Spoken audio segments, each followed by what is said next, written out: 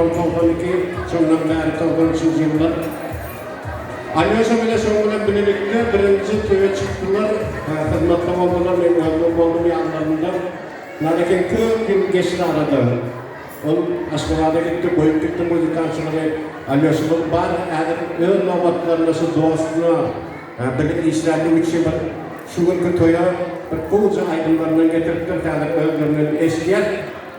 Novatı aman geldi Uluya Kılıfa geçirecek mihvallar. Alyoş bas Alyoş! Alyoş! Hay Alyoş! Sağ olun Ahmet ağa.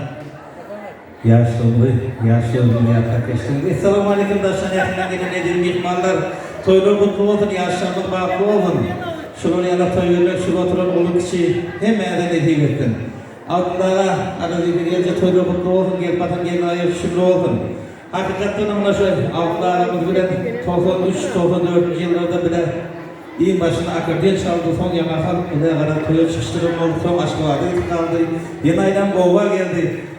Toylar kutlu olsun, yaşlar baklı olsun, elindeki şu haklar oğul bir yerden görüp oturan toyların oturman dediği getirsin. Sizler kim oluyor? Allah kutlu olsun ha.